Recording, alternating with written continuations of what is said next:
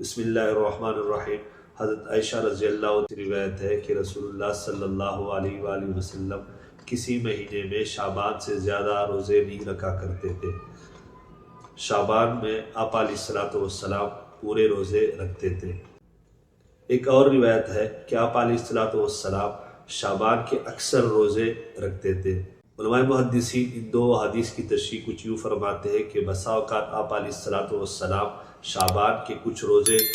چھوڑ دیا کرتے تھے اور بسا اوقات پورے شعبان کے روزے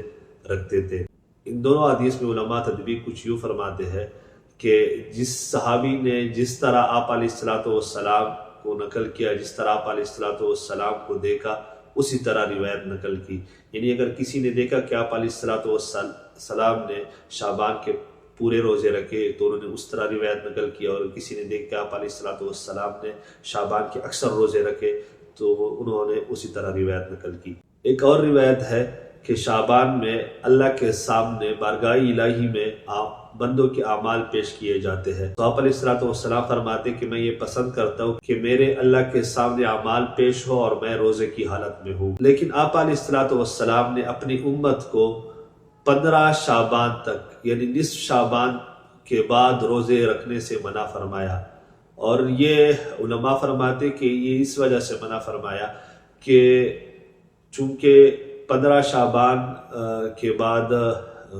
15 دن رہ جاتے ہیں رمضان المبارک سے، اور اس کے بعد رمضان المبارک کے روزے جو ہے وہ فرض ہے، اور فرض کی ادائیگی کے لیے تاکہ کسی کو مشقت نہ ہو، کسی میں کمزوری نہ آ جائے روزے رکھنے سے رمضان سے پہلے، تو اس وجہ سے امت کی مشقت کو دور کرنے کے لیے آپ علیہ السلام نے 15 شعبان کے بعد روزہ رکھنے سے منع فرمایا ہے۔ یہاں پر ایک اور بات جو قابل ذکر ہے کہ شب برات یعنی 15 شعبان کی رات کیا ہے، تو اس بارے میں عائشہ رضی اللہ عنہ سے حدیث نقل ہے کہ وہ فرماتی کہ آپ علیہ السلام نے فرمایا کہ 15 شعبان یعنی شب برات کی رات کو بندوں کے اعمال اللہ کے سامنے پیش کیے جاتے ہیں۔ اس رات اگلے 15 شعبان تک کون فوت ہوگا، کون پیدا ہوگا، یہ سب لکھ دیا جاتا ہے، اور یہ سب اللہ تعالیٰ کو پہلے سے علم ہوتا ہے، یہ تقدیر تو پہلے سے سب کی لکھی جا چکی ہے، لیکن یہ وہ جو معمور فرشتے ہیں یعنی جن کو یہ کام سپرد کیا جاتا ہے وہ اسی رات سپرد کیا جاتا ہے کہ کس کو آپ نے موت دینی ہے،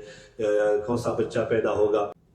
اور اس رات اللہ تعالیٰ اپنے بندوں کا 1 سال کے لیے جو اس کے لیے رزق لکھا جاتا ہے وہ اسی رات میں اس کا فیصلہ کیا جاتا ہے۔ باقی 15 شعبان یعنی شب برات کو کیا چیز ضروری ہے، کیا کرنا چاہیے ہر مسلمان کو، تو شب برات کے بارے میں تقریباً 10 صحابہ کرام سے روایات منقول ہے، لیکن جو ہمارے ہاں یہ رسومات اور یہ بدعات عام ہو چکی ہے کہ لوگ چراغاں کرتے ہیں اور مسجد کے لاؤڈ سپیکروں میں لوگ تلاوت کرتے ہیں، اس کی کوئی حقیقت نہیں ہے، یہ صرف رسومات ہے، بدعات ہے، اس سے بچنا چاہیے، اور اکثر لوگ خیرات کو یا صدقے کو اسی رات کے ساتھ لازم کرتے ہیں کہ اسی رات کو ہی کرنا چاہیے، تو اس کی کوئی حقیقت نہیں ہے۔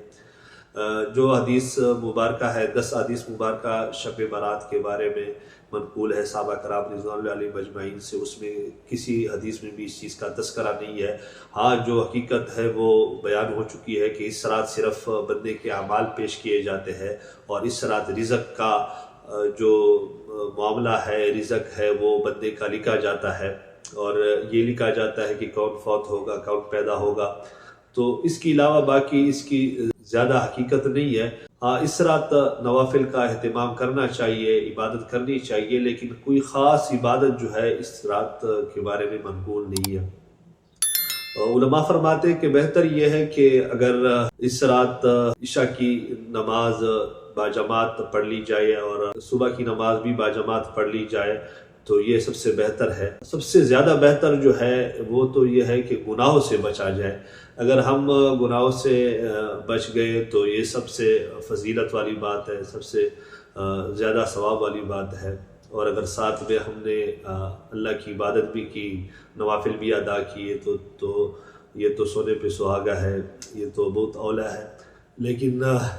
اہم بات یہ ہے کہ گناہوں سے بچنا ضروری ہے۔ اللہ تعالیٰ سے دعا ہے کہ اللہ تعالیٰ ہمیں اس پر عمل کرنے کی توفیق عطا فرمائے۔